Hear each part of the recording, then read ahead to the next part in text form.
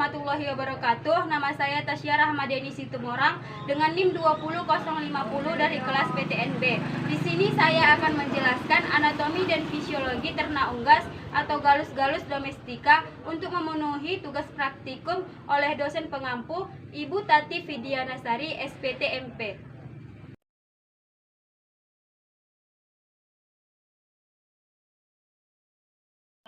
Yang pertama di sini saya akan menjelaskan bagian eksternal dari Gallus domestica. Yang pertama itu adalah caput. Di dalam caput terdapat rostum. Rostum terbagi menjadi dua. Yang pertama maksila atau rahang atas dan mandibula atau rahang bawah. Pada rostum, maksila dan mandibula ini terbentuk oleh zat tanduk. Kemudian di atas rostum ada nares interiores atau lubang hidung yang sepasang. Selanjutnya saya akan menjelaskan di bagian caput terdapat otak yang terbagi menjadi 4 bagian. Yang pertama ada cerebrum atau otak kecil, yang kedua ada cerebrium atau otak besar. Kemudian ada medulla oblongata dan medulla spinalis. Kemudian pada Gallus domestica terdapat 3 bagian bulu. Yang pertama plumae, yang kedua plumulae, yang ketiga filoflumae. Adapun struktur dari bulu, yang pertama itu adalah tangkai atau kuil. Yang kedua ada racis atau tulang tengah. Yang ketiga ada fani atau bendera pada bulu. Setelah caput terdapat serviks yang berbentuk panjang yang menghubungkan antara caput dan juga trunkus.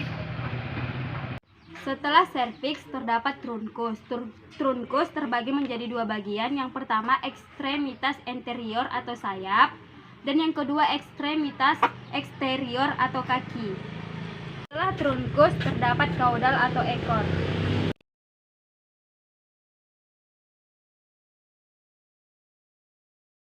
Baiklah, setelah bagian eksternal, kemudian ada bagian internal dari Gallus domestica. Yang pertama, di sini saya akan menjelaskan sistem pencernaan pada Gallus domestica.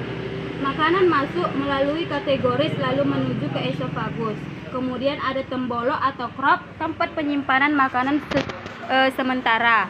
Kemudian dari tembolo lalu menuju ke propendiculus, yaitu tempat penyimpanan makanan secara enzimatik. Kemudian ada ventriculus, tempat penyimpanan makanan atau juga lambung yang sesungguhnya. Kemudian ada intestinum tenue yang terdiri dari duodenum, jejunum dan juga ileum, di mana penyerapan air terjadi di jejunum. Kemudian ada intestinum crassus yang terdiri dari sekum, kolon dan juga rektum, di mana penyerapan air terjadi di sekum dan tempat pembusukan makanan terjadi di rektum. Selanjutnya ada kloaka, tempat pembuangan zat sisa atau sekreta, feses dan juga urin. Baiklah, selanjutnya di sini saya akan menjelaskan sistem respirasi ataupun pernapasan pada Gallus domestica. Yang pertama yaitu adalah hidung atau nares, kemudian ke nostrila atau lubang hidung. Setelah itu lanjut ke trakea. Trakea ini berbentuk seperti rongga-rongga yang menghubungkan ke laring. Laring ini merupakan yang berbentuk seperti rongga 2 yang menghubungkan ke pulmo. Pulmo terbagi menjadi 2, yang pertama pulmo sinister dan pulmo dexter. Fungsi pulmo yaitu perputaran udara, yaitu oksigen maupun karbon dioksida. Selanjutnya pulmo sinister dan pulmo dexter terbagi menjadi 4 bagian. Yang pertama atrium sinister, yang kedua atrium dexter, yang ketiga ventricle sinister, yang keempat ventricle dexter. Kemudian di sini saya akan menjelaskan sistem reproduksi pada Gallus domestica. Berhubung saya menggunakan sampel jantan, maka alat reproduksinya adalah jantan. Yang pertama itu ada testis sebagai penghasil sperma, kemudian ada epididymis sebagai tempat penyimpanan sperma. Selanjutnya ada vas deferens yang menyalurkan sperma ke organ ovularis.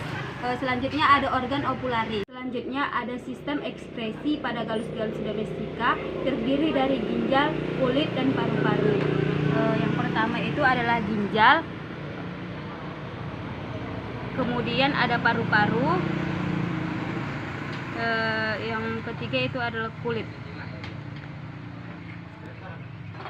Ginjal berfungsi sebagai penyaring darah dan mengekskresikan zat metabolisme. Kemudian di dalam ginjal ada uterus, kemudian ke kloaka sebagai penghasil urin. Kemudian tadi ada kulit. Kulit itu sebagai penghasil keringat, dan paru-paru atau pulmo. Kemudian bagian lain yang ada di dalam dada yaitu ada hepar atau hati yang fungsinya untuk menetralisiskan racun. Kemudian ada jantung yang fungsinya untuk memompa darah ke seluruh tubuh. Kemudian ada kantung empedu yang fungsinya sebagai penyerapan lemak. Demikianlah praktikum anatomi dan fisiologi tetraorgas atau galus-galus domestika yang dapat saya jelaskan. Kurang dan lebihnya saya mohon maaf. Saya akhiri. Assalamualaikum warahmatullahi wabarakatuh.